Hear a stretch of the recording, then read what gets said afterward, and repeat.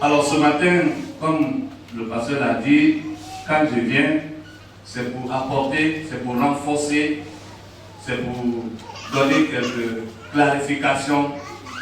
Donc, c'est ce que nous allons faire ce matin. J'ai pris pour vous ce matin un thème d'actualité, les alliances divines. Voici un mot qui est très répandu aujourd'hui dans ces milieux évangéliques. Certains donnent beaucoup d'argent pour dire qu'il faut bâtir l'alliance, il faut faire l'alliance sacrificielle, l'alliance ceci. Bon, c'est devenu populaire, c'est comme un cure-dent. Que dit la Bible? Voilà, nous allons donc vous donner des réponses pour vous stabiliser. Parce que vous êtes la couronne du pasteur. Demain, quand il va partir, c'est ce travail qu'il a fait, c'est vous qui êtes sa couronne. Donc, Dieu nous amène pour entretenir cette couronne, pour qu'elle soit glorieuse, qu'elle soit brillante.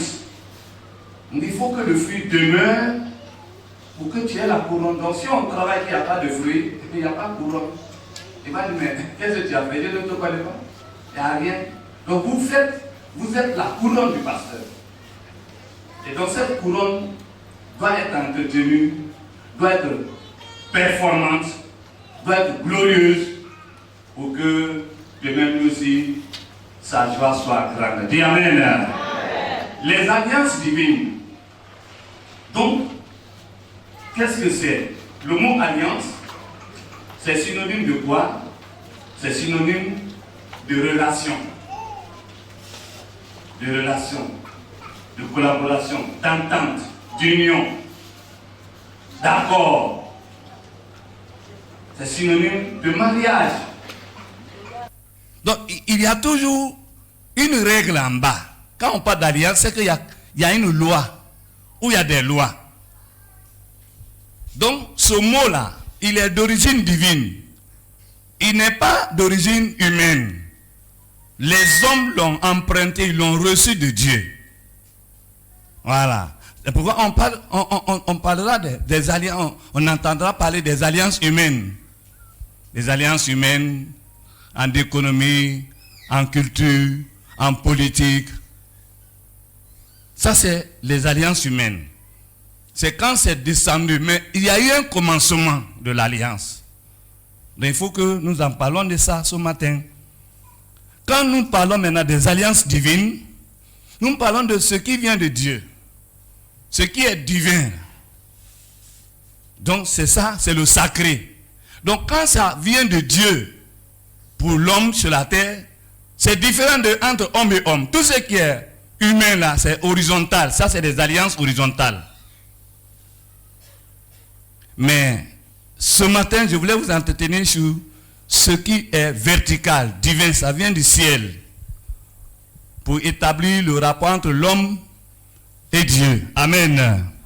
Donc nous disons comme ça que, alors, dans la Bible, il existe dans la Bible plusieurs alliances divines. Il y a beaucoup d'alliances dans la Bible. Mais les principales là, donc l'étude de la Bible nous permet de ressortir les principales alliances qui est nécessaire pour nous de les comprendre en vue de notre équilibre. Dis Amen.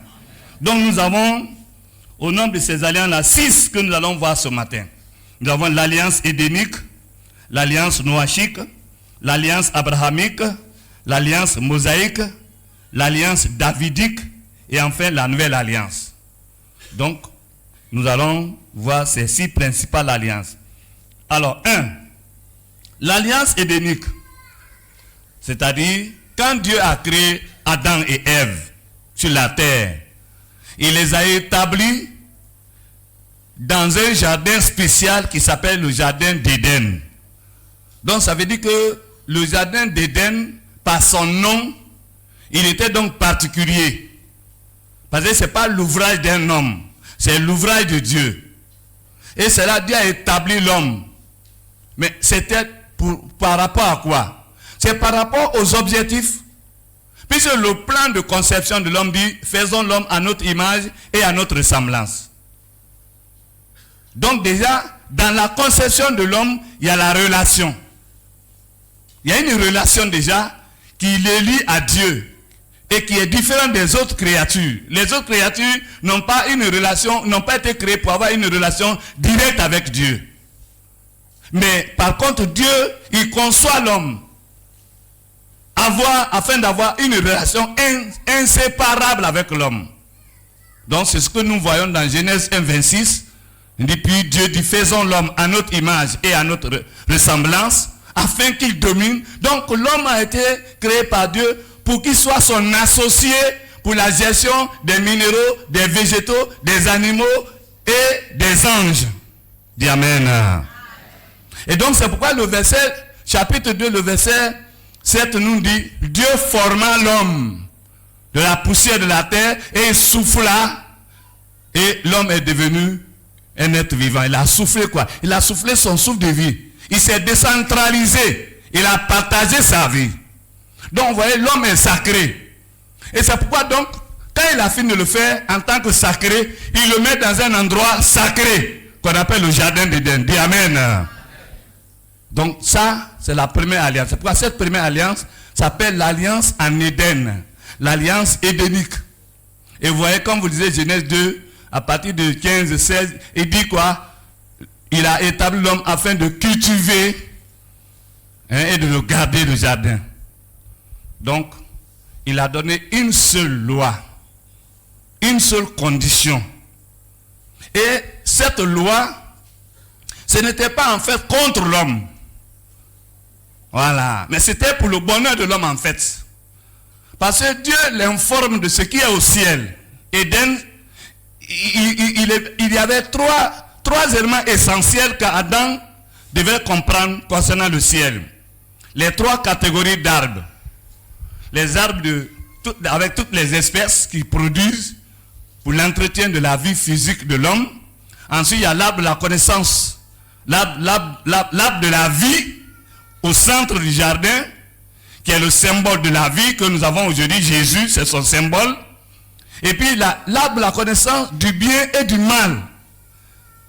Donc voilà les trois grands arbres qui étaient dans le jardin. Il dit, les deux là, tu peux manger leurs fruits. Le fruit, c'est la vie.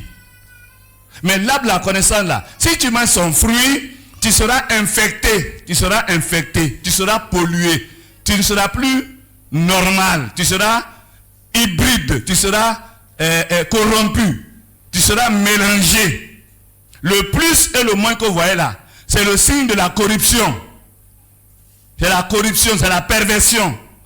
Tout ce que l'homme d'aujourd'hui est là, c'est ce fruit-là. L'enseignement. Le fruit, c'est l'enseignement. Adam ne devait pas recevoir un autre enseignement. Il ne devait pas écouter un autre conseiller, un autre maître. Il ne devait que dépendre du seul maître. C'est comme un peu quand vous êtes ici. Si vous écoutez plusieurs maîtres, vous serez dispersés. Donc, Adam, c'était la seule loi.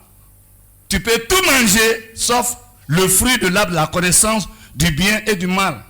Mais cet arbre-là, il était le symbole du troisième archange. Dieu a créé trois archanges, trois familles, trois grandes familles. La famille, l'archange Gabriel, l'archange Michael et l'archange, le chérubin protecteur. C'est le troisième archange. C'est le troisième là qui était le garde rapproché du palais. C'est pourquoi son accoutrement était différent des autres.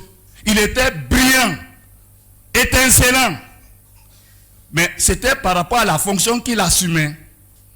Et donc lui, son état d'éclatant là, l'a fait naître en lui l'orgueil. Et c'est comme ça que Dieu l'a chuté. Dieu l'a fait, il a dégradé, il a détrôné. Donc il a été corrompu. Donc, c'est celui-là que Dieu informe Adam dans le jardin. Dit, tu ne mangeras pas l'arbre de la connaissance du bien et du mal. Car le jour où tu mangeras, tu mourras. C'est-à-dire que tu seras séparé. De la même manière, je me suis séparé de lui là-bas. Si tu manges son fruit, si tu écoutes son enseignement, si tu écoutes ses conseils, tu seras corrompu. Tu seras déséquilibré. C'est ça le plus et le monde, ou bien le bien et le mal. Bien là, c'est Dieu, mal là, c'est le péché. Et donc, la loi d'Éden a été effectivement violée, parce que la Bible nous dit au chapitre 3 qu'Adam, effectivement, vous voyez, il a prêté l'oreille. Vous voyez, le diable va s'incarner. La première manifestation terrestre du diable, c'est l'incarnation. C'est ça le serpent, c'est l'incarnation. On appelle ça l'incarnation ou la manifestation diabolique. C'est manifesté. Et il entretient un dialogue avec l'homme. Et elle ne peut pas dire, mais toi tu es qui? D'où tu viens? Elle n'a fait aucune réaction. Au contraire, elle a accepté le dialogue. C'est ça, manger le fruit. C'est écouter. Adam a écouté. Et Adam aussi, au lieu de blâmer, alors, il a participé. C'est ça le péché. Et c'est pourquoi tous ceux qui naissent d'Adam, excepté Jésus, ils sont tous déséquilibrés. Ils sont tous déséquilibrés. Ils sont tous corrompus. Ils sont tous pervers. C'est-à-dire mélangés. Donc ils ont un peu de Dieu en eux. Et les 99%, c'est le diable. Ils sont plus inspirés par le diable, peu inspirés par Dieu. Donc l'alliance en Éden a eu pour conséquence la perversion, l'égarement. Vous voyez, ça, et les conséquences, c'est tous les descendants d'Adam. C'est pourquoi il y a la mort. La mort, elle est universelle. Là, c'est les conséquences du non-respect de cette alliance. Donc, Adam a été expulsé du jardin. Et donc, c'est à partir de là, quand vous faites un calcul, vous allez voir, à partir de Genèse 5 là-bas, vous allez voir que Adam, certainement, il n'a fait que 100 ans dans le jardin d'Éden. Moins de 100 ans. Parce que entre sa formation et la naissance de son troisième fils, Seth, il avait 130 ans. Donc on peut estimer que la plus courte période de vie, c'est la période de l'innocence, c'est entre 100 ou moins de 100 ans. Ça n'a pas duré. Il n'a pas gardé longtemps la grâce. Amen. Deuxième alliance. L'alliance adamique. L'alliance avec Adam. Quand la génération d'Adam et Ève va évoluer aller d'échéance en échéance, jusqu'à provoquer la colère de Dieu, quand nous lisons Genèse 6, 1 à 7, on dit que quand les hommes ont commencé à se développer, les fils de Dieu ont vu que les filles, voilà des textes bibliques qui créent la confusion. Mais quand vous ne lisez pas le contexte de ce, vous n'allez pas comprendre qu'il s'agit des démons. Vous voyez, les démons, premièrement, ils sont incorporels, donc ils n'ont pas de corps, mais ils sont capables de se faire un corps, soit un corps spontané, pour faire une mission spontanée, comme le serpent, par exemple, dans le jardin d'Éden. Ça ne veut pas dire que tous les serpents que vous avez sur la terre maintenant sont incarnés. C'est pas ce que ça veut dire. Voilà. Donc il peut se faire un corps temporaire, circonstanciel, pour accomplir une mission. Et puis après, il laisse le corps. Tout comme il peut faire un corps permanent. Quand il est dans un corps permanent, un corps physique permanent, il devient ce qu'on appelle les monstres. Et quand vous lisez le texte là, on vous parle des géants. C'est-à-dire les monstres. Donc quand un esprit habite dans un corps animal, l'animal là devient comme un monstre. Quand il habite dans un poisson, le poisson là devient comme un monstre. Quand il habite dans un homme, l'homme là devient comme un monstre. Ce n'est pas un homme ordinaire. C'est-à-dire qu'il peut être dans l'eau. Donc, on m'a raconté une histoire comme ça au début de ma vie chrétienne, que le premier pont d'Abidjan là, que là-bas là, il y avait un monstre. Et que les architectes, quand ils travaillent la journée, tout le travail qu'ils ont fait la journée, le matin quand ils viennent, c'est gâté. Et donc ils ont fait des investigations. Et il semblait qu'il y avait un architecte italien. Il a fait un plongeon. Il a trouvé un monstre, un personnage féminin rempli de graisse comme ça, au fond de la lagune. Et ils l'ont fait prendre dans les filets métalliques là pour le faire sortir. Et puis ils l'ont envoyé en Italie. J'ai vu la photo là quand j'étais nouvellement converti. Et puis il n'y a pas longtemps, tout dernièrement, cette année, on m'a fait venir une image d'un monstre dans un barrage. On dit voilà, il fait que il transforme l'eau en boue. Donc ça veut que le barrage ne fonctionne pas.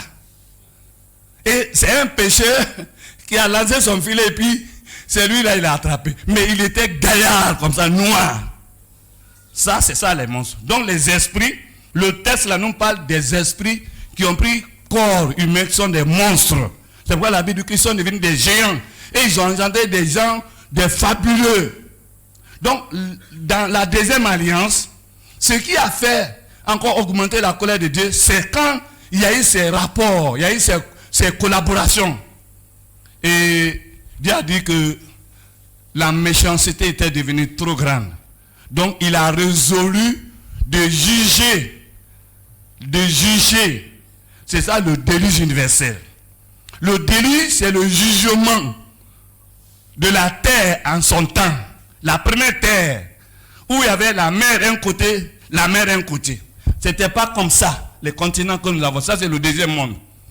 Donc, c'est après la destruction de ce premier monde-là que Dieu va faire la deuxième alliance avec Noé. Quand nous lisons Genèse, le chapitre 9, vous voyez, Genèse chapitre 9, le verset 8. Donc, quand vous lisez ce texte, du verset 8 au verset 17, il parle de l'alliance. Il dit, je vais établir une alliance. Il dit, je ne vais plus jamais détruire la terre, les animaux par l'eau. Plus jamais. Noé, voici l'alliance que je fais avec toi. Le signe de cette alliance, c'est l'arc-en-ciel. L'arc-en-ciel que vous voyez là, c'est de l'arc-en-ciel que sont sorties toutes les couleurs des drapeaux des nations. Toutes les couleurs des drapeaux des nations sur la terre sortent de l'alliance, de l'arc-en-ciel. Et l'arc-en-ciel, le drapeau, c'est le symbole de l'alliance. Quand le drapeau sort, flotte dans un endroit de la terre, c'est-à-dire que les habitants de la terre, là, sans connaissance, ils disent dans le subconscient à Dieu que nous sommes les petits-filles de Noé, on est là. Donc c'est le symbole là, le drapeau. C'est pourquoi il n'y a pas de super drapeau, il n'y a pas de petit. C'est-à-dire le drapeau du plus grand pays est aussi égal au drapeau du plus petit pays. Le symbole c'est que c'est l'alliance. Il rappelle à Dieu l'alliance. Donc quand alors il y a des problèmes climatiques, Dieu se rappelle en voyant l'arc-en-ciel, il dit bon, pour l'heure, donc c'est pourquoi à l'heure là vous voyez les jugements localisés. La manifestation de la colère, les perturbations climatiques, là, c'est la manifestation partielle, localisée de la colère de Dieu. Mais il dit que il n'y aura plus une pluie, même nationale, à plus forte raison continentale, ou bien universelle. Donc ça, c'est la deuxième alliance. Donc le signe principal, c'est l'arc-en-ciel. Voilà le sens de l'arc-en-ciel. Dis Amen. Amen. La troisième alliance, c'est l'alliance avec Abraham. Donc, des descendants de Noé, c'est-à-dire les trois races, Japheth, Sem et Cam, Dieu va choisir Abraham. Le choix d'Abraham, c'est le prolongement de l'alliance qu'il a fait avec Sem. Après le déluge universel, Dieu va faire une alliance avec Sem. En disant le Dieu de l'alliance, Sem, le Dieu de Sem. Donc c'est cette promesse que Dieu réactualise avec Abraham, le 9e petit-fils de Sem. Et donc il fait une alliance de restauration. Une alliance de restauration, de réhabilitation du genre humain, des descendants d'Adam à partir d'Abraham. Donc quand vous lisez Genèse chapitre 12, le verset... à partir du verset 1, vous allez voir les clauses de cette alliance. Et vous allez comprendre pourquoi, malgré les problèmes que Abraham a eu, Dieu a fait la rédemption parce qu'il a rempli la première clause. La première clause, c'est Dieu dit à Abraham, va-t'en de ta patrie. Non, il dit va-t'en de ton pays, virgule, de ta patrie, virgule, et la maison de ton père. Donc, il y a trois choses que Dieu demande à Abraham à la fois. le pays, la patrie. La patrie, c'est par rapport à l'amour, à la relation. Et quand vous êtes de quelque part, vous êtes liés. Ça, c'est la patrie. C'est pourquoi on parle de patriotisme, de l'amour patriotique. Donc, il y a le pays, il y a la patrie, et il y a la maison de ton père. C'est-à-dire ta famille. Donc, 3 choses que Dieu demande à Abraham. Et qu'est-ce que la Bible nous dit? La suite là, le verset 2 maintenant, énumère, si Abraham tu as fait ça, voici ce que moi je vais faire. Et écoutez ce que Dieu s'engage à faire. Verset 2, il dit, je ferai de toi une grande nation. Vous comptez, hein, ça fait 1 an. Ensuite, je te bénirai. Ça fait combien?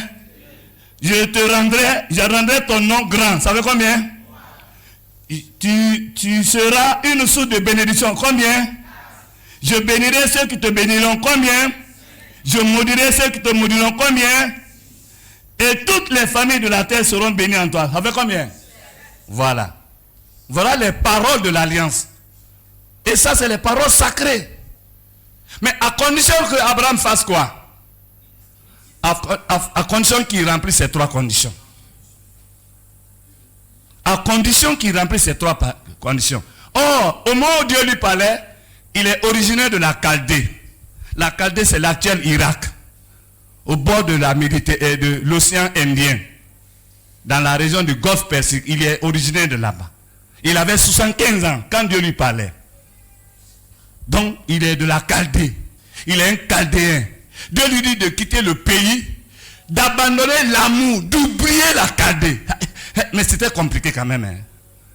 Et puis ensuite, d'abandonner la famille. Tout ce que la famille avait là, de laisser. Abraham, il a fait ou bien il n'a pas fait? La Bible dit que Abraham, quand vous lisez le verset 5, la Bible dit que Abraham est parti. Il a pris ce qu'il pouvait prendre. Et il a fait un parcours de près de 5000 km en son temps à pied, sans avion. Donc Dieu a observé. Et puis Abraham n'est pas parti clandestinement. Les gens l'ont vu partir. Et puis ils se sont étonnés. Mais il va où le monsieur là, à 75 ans là, avec toute sa famille là, les bagages sur la tête. Il n'est pas parti clandestinement. Vous voyez, la foi là, c'est pas quelque chose de secret. Ceux qui disent que la foi c'est dans le cœur. Mais ce qui est dans le cœur se voit, s'entend, se touche, se constate. Alléluia. Il est sorti. Quand vous lisez le verset 5 en Bible dit, Abraham partit, comme Dieu lui avait dit. Tout le reste des problèmes qu'Abraham a eu, il a eu la rédemption à cause de son comportement. Le premier pas qu'Abraham a posé. Dis Amen. Donc Dieu lui donne une terre. Il lui donne non seulement l'alliance, mais il lui donne une terre. Il prend la terre de Canaan, il lui donne à perpétuité. Et dans la terre de Canaan, il prend la ville de Jébus. Jébus c'est un des petits-fils de Canaan. Il prend ça et dit, ça c'est ma ville, la résidence, mon palais royal. Et au lieu de Jébus, ça devient Jérusalem, lieu de paix. Alléluia. Donc voilà ce que Dieu dit à Abraham. Il dit c'est pour toi et tes enfants. Il dit regarde la frontière, le nord. Juste la frontière c'était l'Égypte. En principe, Canaan, la Palestine ne devait pas exister. C'est parce que les enfants d'Abraham, les petits-fils d'Abraham n'ont pas obéi qu'aujourd'hui ils ont des problèmes. Sinon, Palestine là, ça devait, Gaza là, ça devait être, tout ça c'était la terre qu'il lui a donnée. Mais ils n'ont pas obéi. Bref, donc ça c'est l'alliance abrahamique. Voyez.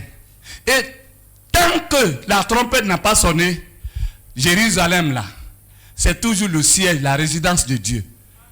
La résidence, le palais royal. C'est là que Jésus viendra régner. C'est à la fin du millénium maintenant que la nouvelle Jérusalem qui a été prévue pour toi et moi là, apparaîtra et puis nous y serons là-bas. Dis Amen.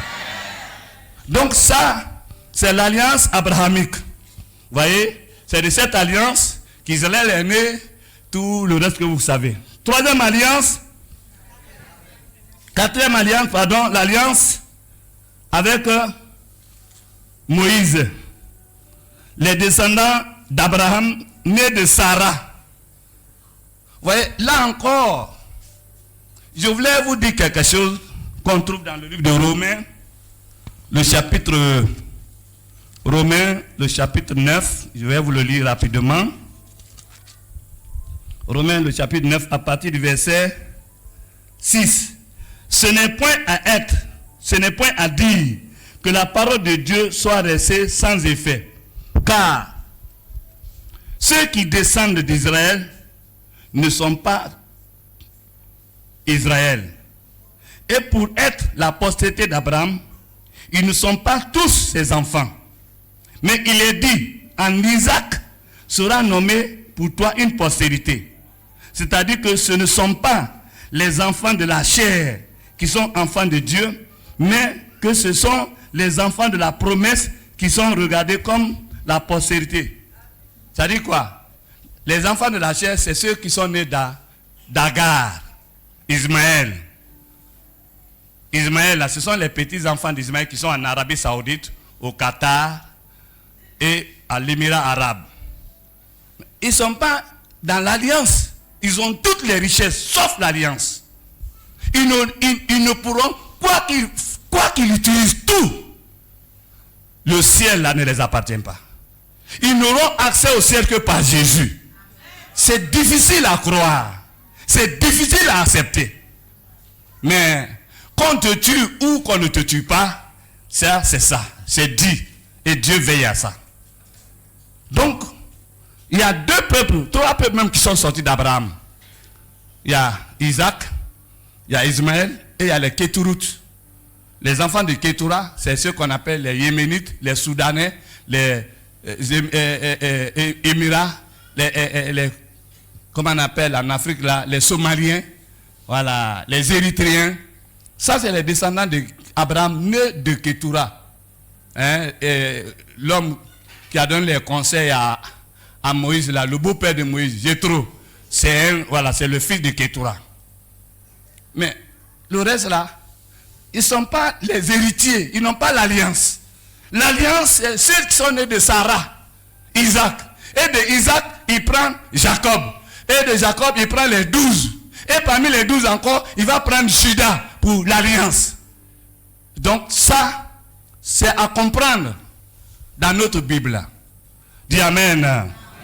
Ensuite, là nous parlons de l'alliance de Moïse. Moïse, c'est le conducteur du peuple, les descendants d'Abraham, qui sont devenus une nation.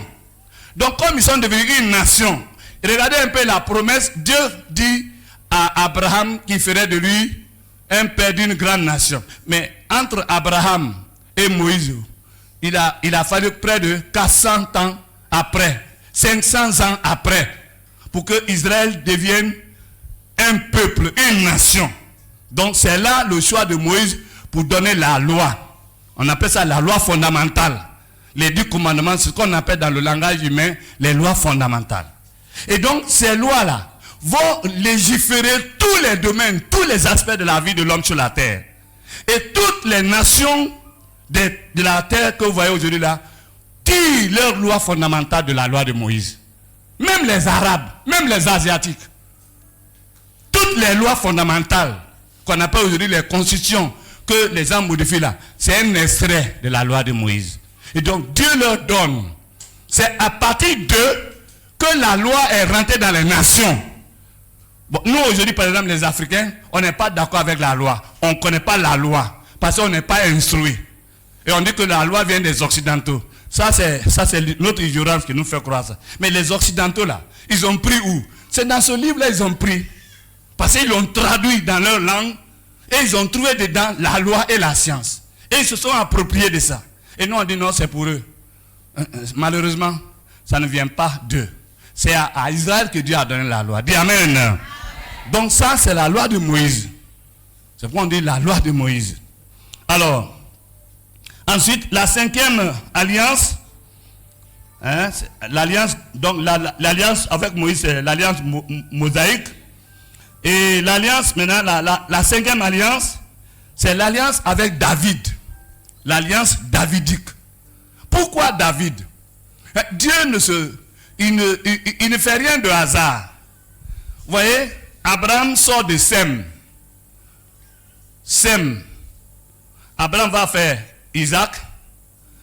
Et ensuite, il va faire Jacob et Ésaü. Mais parmi les deux là, il va prendre Jacob. Maintenant, Jacob va faire 12. Mais il va prendre le 4e fils. Pas le premier. Parce que le premier avait péché. Le deuxième avait péché. Le troisième avait péché. Le 4e qui s'appelle Judas. Il va établir l'alliance divine. Le règne avec Judas. C'est pourquoi quand vous lisez Genèse 49, le verset 9 là-bas, il dit, le spectre, le règne, le Sio viendra.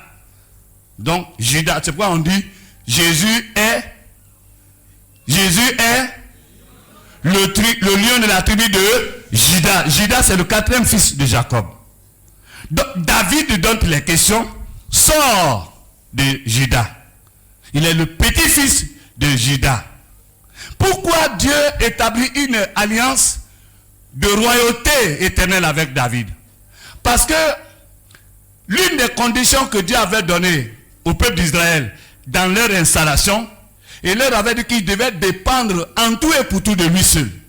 Ils ne devaient pas convoiter les usages de leurs voisins. Alors, malheureusement, quand Israël est arrivé, quelque temps après, ils ont convoité la gouvernance des voisins, les Philistins. Ils ont convoité leurs filles, ils ont convoité leur culte, et donc ils ont abandonné Dieu. Et ils ont menacé Samuel pour dire, on veut nous aussi un président, un roi qu'on voit comme les autres, nos voisins là. Nous on s'en veut. Et alors ils ont lutté avec Samuel, mais Dieu a dit, laisse-les faire. Dis-leur seulement les conditions. Il dit, on veut tout ça là. Telles que soient les conditions, nous on veut aussi un président qu'on peut quand même toucher. Donc c'est comme ça dans la colère. Dieu leur donne Saül. Quand vous demandez quelque chose dans la convoitise là, il va vous donner. Mais ça va être carré dans terre. Tu vas commencer à regretter. Est-ce que c'est Dieu qui t'a donné? Mais il faut voir comment tu as fait. Donc ils ont convoité, ils ont lutté. Dieu, donnez-leur. Donc il leur a donné avec la main gauche. Donnez-leur. Voilà ce que Saül est devenu.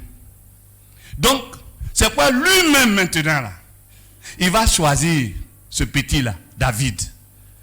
Mais il ne va pas se tromper. David, c'est de la lignée de Judas. Oh, Saül, là, lui, il est de Benjamin.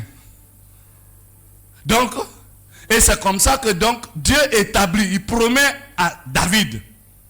C'est pourquoi vous allez trouver ça. Regardez par exemple, comme vous avez le fascicule, mais je vais vous faire lire Ésaïe. Ésaïe, le chapitre 9,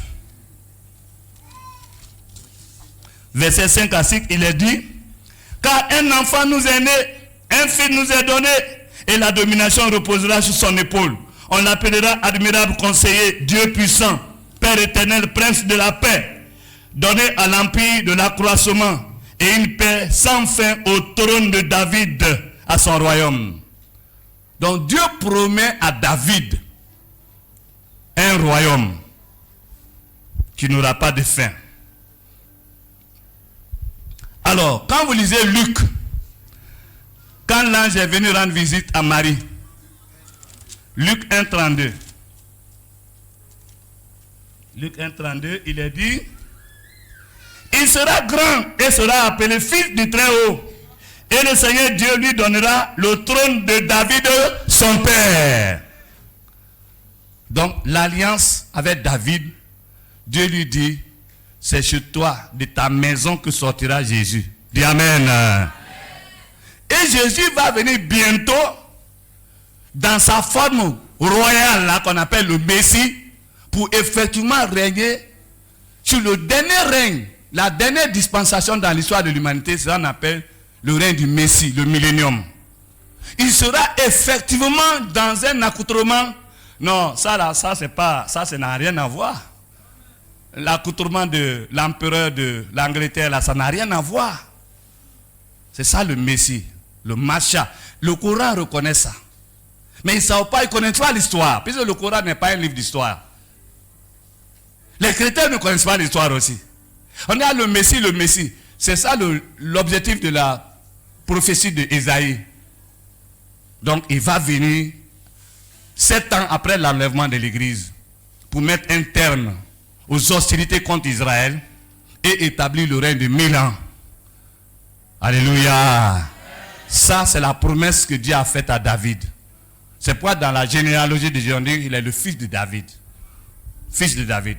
Bartimée, l'aveugle, dit, fils de David, aie pitié de moi. Qui lui a donné ce coup d'histoire? Alléluia. Donc ça, c'est la 5e alliance. Et la 6e alliance, c'est ce qu'on appelle la nouvelle alliance. La 6e alliance s'appelle la nouvelle alliance. C'est une alliance que Dieu fait avec tout le reste des descendants d'Adam et Ève.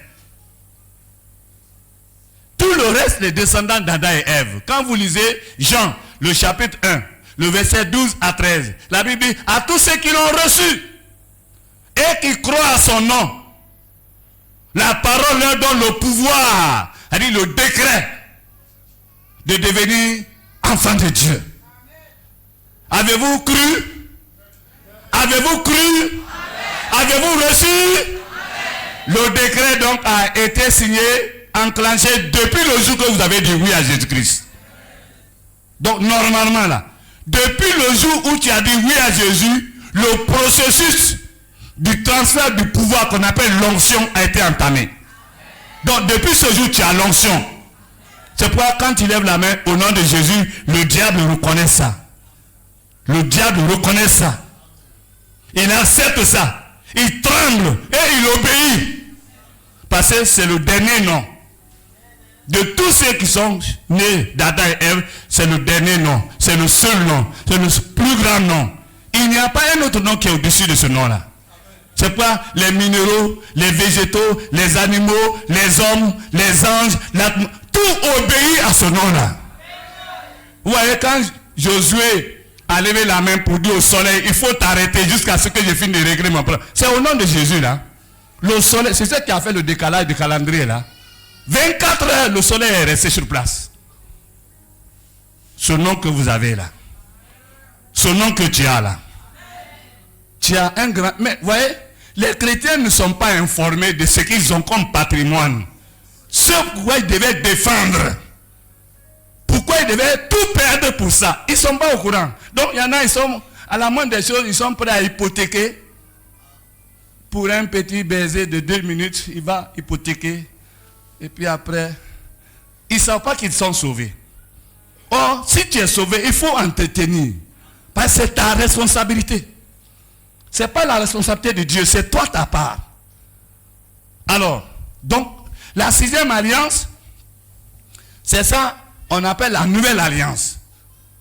Elle est individuelle, elle est sans discrimination, c'est-à-dire elle est au-delà de tout.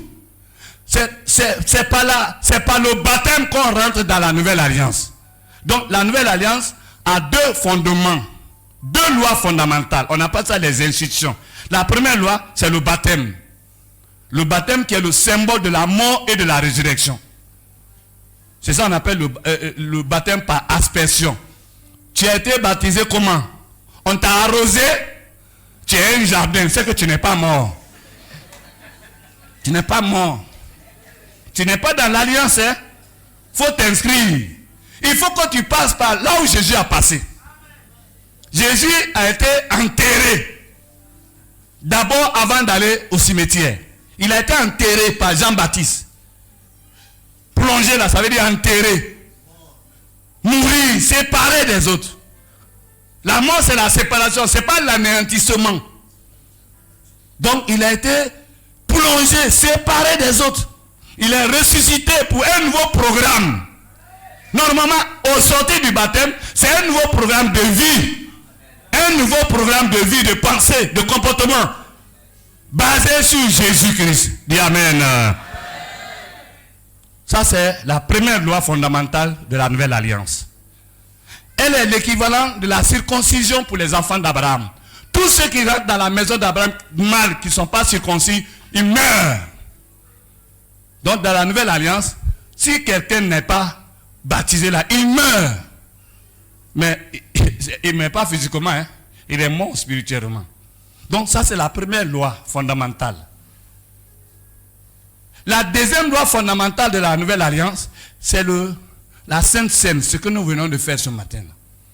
Elle nous rappelle, chaque fois que nous prenons, elle nous rappelle que nous sommes plus, c'est comme un peu les actes sexuels dans un rapport normal avec une femme.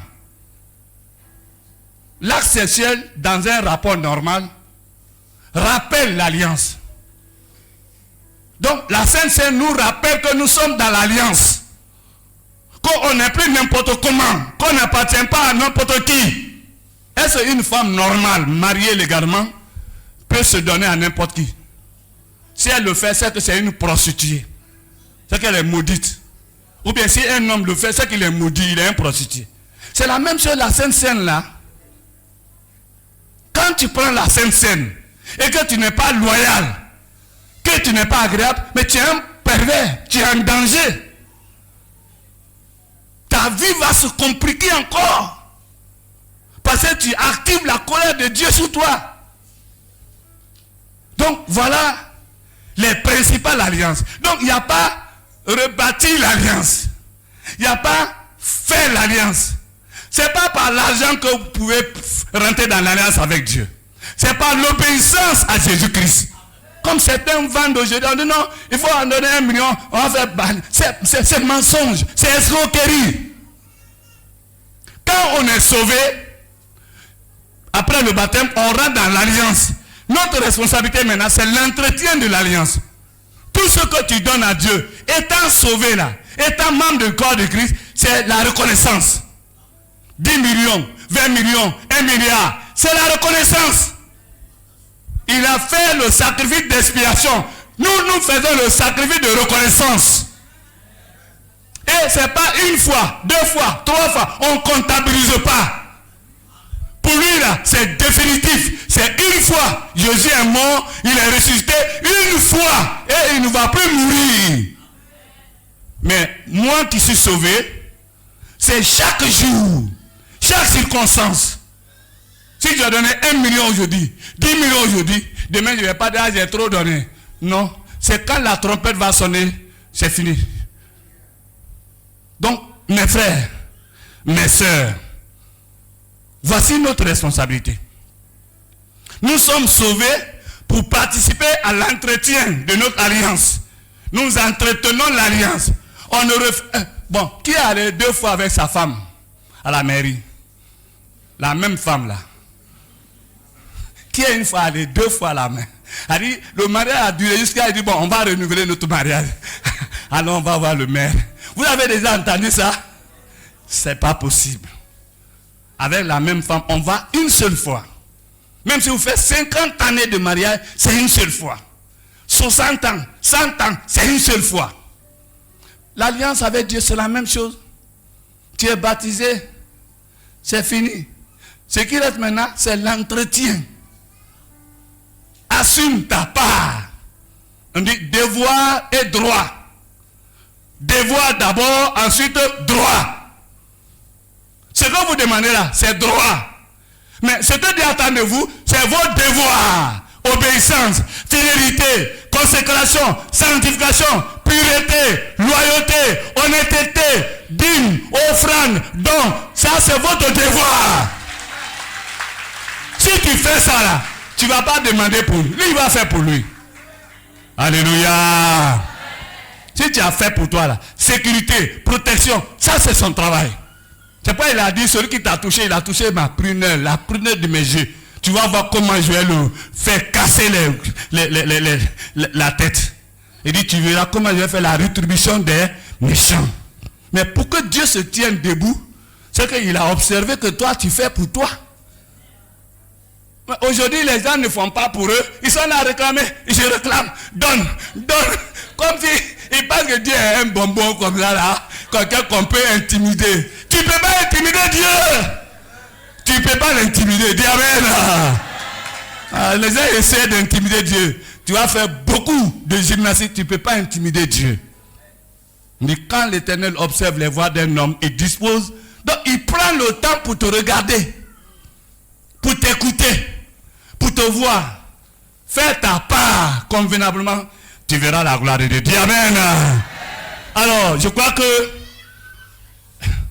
le temps m'est donné est fini, et moi aussi j'ai fini. Donc, moi aussi j'ai fini. Acclamons le Seigneur. Voilà. Donc, le Seigneur vous bénisse. Alors, au moins, je vais peut-être prendre 2 ou 3 questions. Hein? Ok. Donc, on va prendre 3 questions. 3 questions. On est tellement géré ce matin. Papa, on va prendre 3 questions et demie. D'accord. Demi là. Qu'est-ce qu'on dit des drapeaux, Ouais. des LGBT+, Les drapeaux, les trucs de la des féticheurs, des charlatans. Voilà, qu'est-ce qu'on va dire de ça? Mais, merci beaucoup. Tout ça, ça sort de la couleur de... Mais regardez par exemple la couleur des homosexuels. C'est l'arc-en-ciel. Mais ils sont, en fait, ils ne sont pas les originaires. C'est pas l'original là, c'est pas eux. Voilà. Mais tout simplement, chaque descendant d'Adam exprime sa présence sur la terre par le drapeau pour dire je suis là. Il est là, mais en tant que qui? C'est ça. Donc il est là. Lui aussi il est un pervers. Il fait partie des descendants d'Adam. Donc s'il a drapeau, c'est pour dire ah, moi aussi je suis là. Hein. Pas pour que Dieu soit content, mais c'est pourquoi Dieu il fait grâce à tout le monde. Quand il y a tonnerre comme ça là, c'est tout le monde qui tremble, mais il ne les tue pas. Hein. Oh, parmi eux, il y a les même les gens qui meurent par les inondations là. Ce n'est pas tous les homosexuels, mais il y a les soi-disant innocents. Mais en réalité, il n'y a que 2 catégories de personnes sur la terre que Dieu voit comme innocents. La première catégorie, c'est ceux qui sont nés d'Adam et d'Abraham, qui sont symbolisés par le phacochère, les silures. Il ne doit pas manger silure, il ne doit pas manger phacochère, il ne doit pas manger chauve-souris.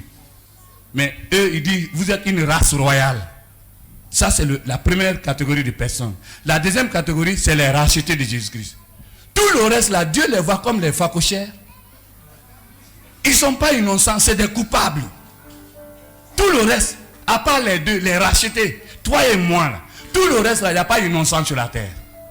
Donc, les frères, là, nos frères, là, c'est les pervers. Donc, leur drapeau, là, ça ne les protège pas, hein. Ça n'empêchera pas Dieu de les juger. Mais c'est un fanion qui veut dire l'alliance. Ça sort de l'arc-en-ciel. Donc voilà un peu ce que je voulais dire à ça. Une question. Oui. Non, je parle à la foule. Une question. Bon. S'il n'y en a pas, on va finir. Oui. Viens en même temps. Viens. Une autre question. Oui, voilà. Est-ce qu'il y en a ici? Bon, allons-y. Papa, merci. Bonjour, que Dieu te bénisse pour l'enseignement. Merci. Moi, il y a quelque chose qu'il y a longtemps, qui me fatigue un peu, que je ne comprends pas. Oui. Tout à l'heure, pendant que vous étiez en train de donner le message, vous avez dit que Jésus, Dieu a choisi, bon, je peux dire, dans la descendance de David, là, pour la naissance de Jésus. Oui. Maintenant, David aussi, en tout cas, quand il lit son histoire, il est mauvais. Voilà. Maintenant, pourquoi c'est là-bas, là, Dieu aussi a envoyé Jésus? C'est ma question là, je veux comprendre bien. Comment quelqu'un comme ça, et puis Jésus sort de là-bas? C'est ça, non? Voilà. Ça. Mais en fait, le point de départ de Jésus, c'est pas là-bas. Le point de départ de Jésus dans l'histoire, c'est depuis Genèse. Premier symbole, l'arbre de la vie.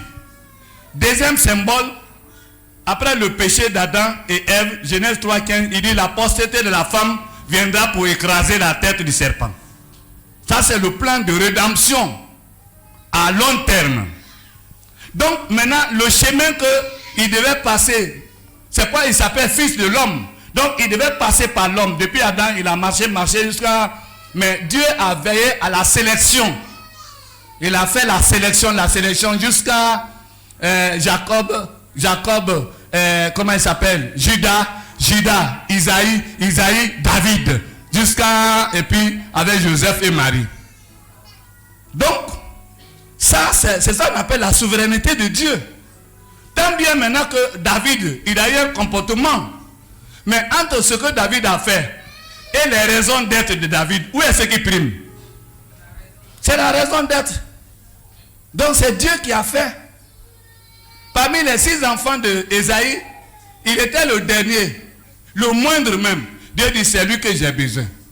Bon, qu'est-ce que tu veux? Et quand Dieu a besoin, il y a rédemption, il y a grâce après. C'est comme ça qu'il a fait la grâce à Abraham quand il a péché en Égypte là. Sinon l'histoire d'Abraham devait s'arrêter là. Mais comme c'est lui qui a dit à Abraham, va-t'en. Donc tout le reste là, il a fait la rédemption. Donc c'est lui qui a choisi Isaïe, qui était un éleveur, qui n'avait aucun programme présidentiel, et il a fait de lui un président.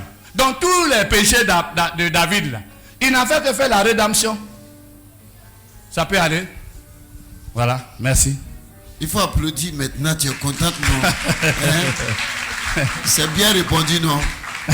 Bon, c'est ça où on trouve la grâce de Dieu dedans. Ok, Jean. Oui? Allons-y rapidement. Oui, merci, papa. Merci. J'ai entendu parler de l'alliance naomique, dérivée de Noé. Noachique. Ah, Noachique, excusez-moi. Voilà. Oui. Alors, quelle place peut-on donner à cette alliance dans les 6 alliances que vous venez de citer? Merci. Quelle place? Mais c'est ça, on dit, le signe de cette alliance, c'est l'arc-en-ciel. Donc, l'impact de cette alliance, aujourd'hui, c'est les drapeaux que nous avons là. L'arc-en-ciel, là, quand il pleut, on le voit, non? Voilà. Le drapeau est là pour dire, ah, on est là-haut. Dieu, il ne faut pas nous oublier, on est là. Vous voyez? Ça dit que toute la terre est dans cette alliance, parce que c'est les descendants de Noé. Il est le patriarche fondateur du deuxième monde. Donc, c'est ça. Ok, Jean, Dieu a fait un accord avec Noé.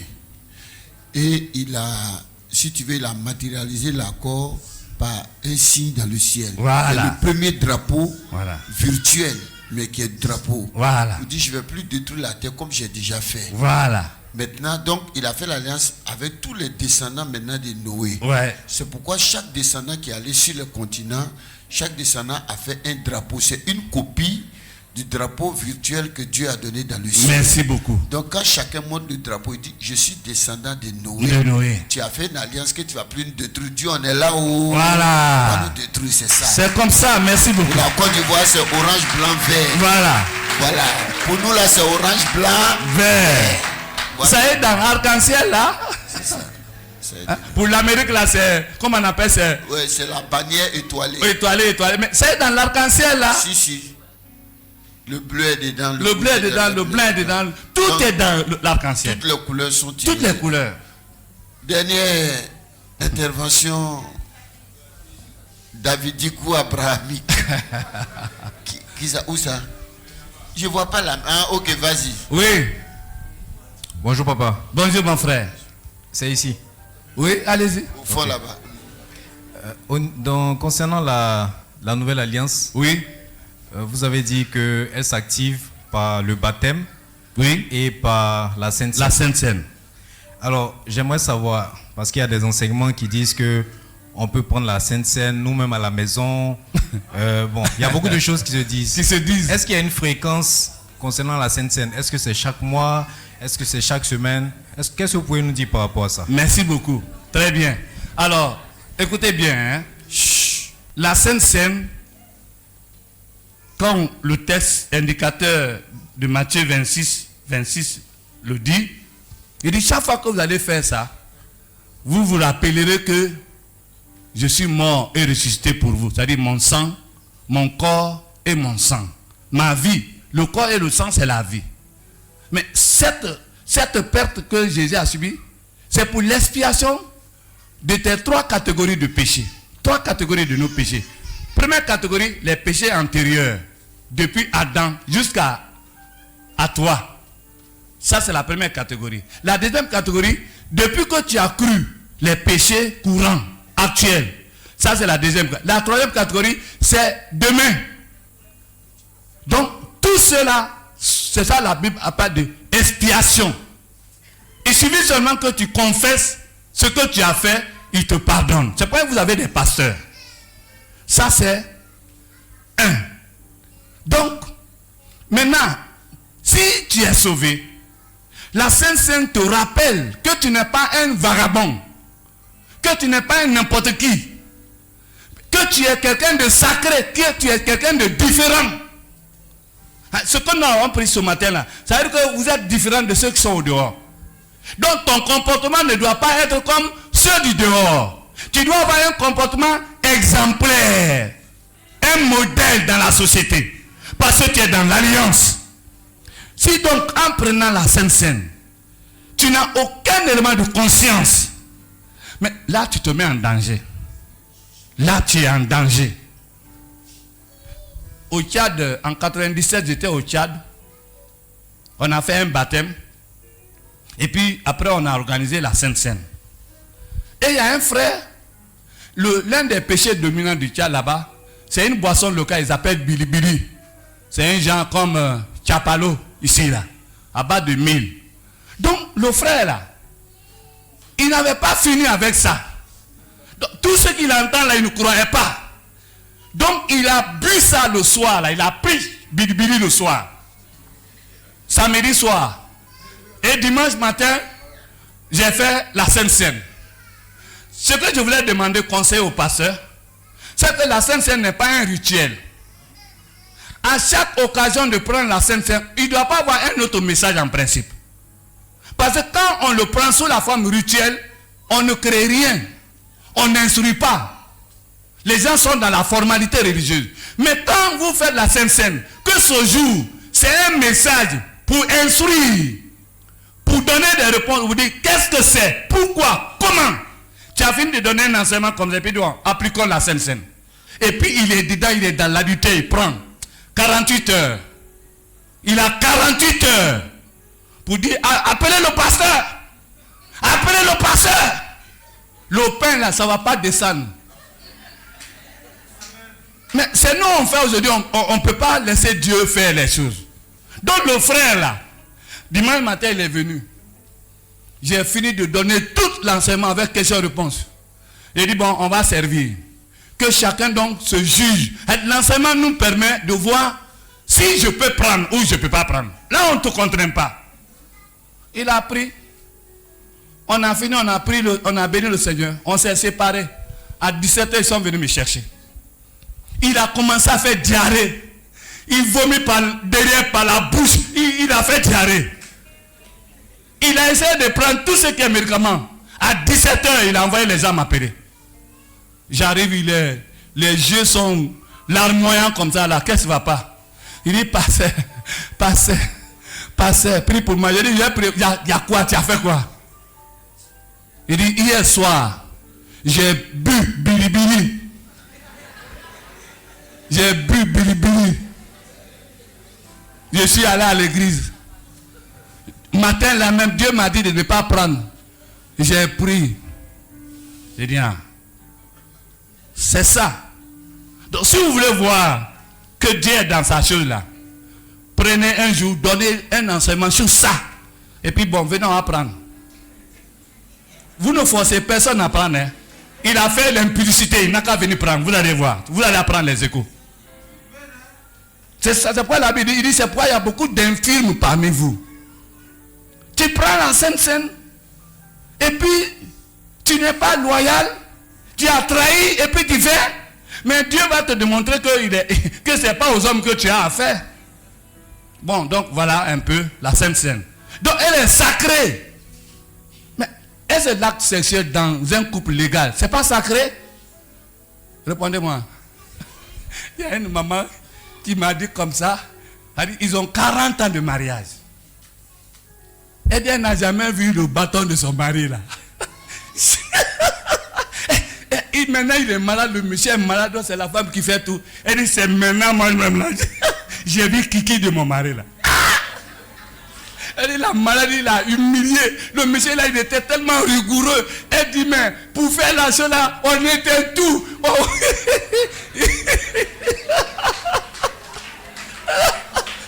Je n'ai jamais vu, c'est maintenant que je vois là. C'est tellement sacré.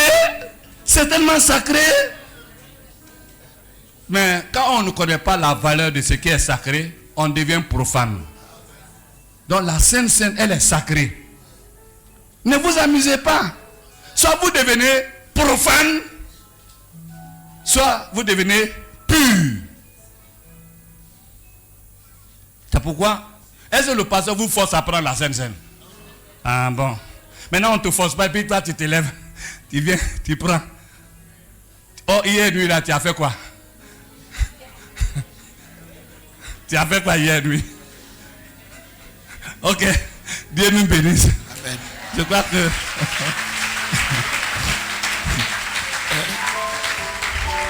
Oui, il a demandé s'il y a des gens qui prennent à la maison.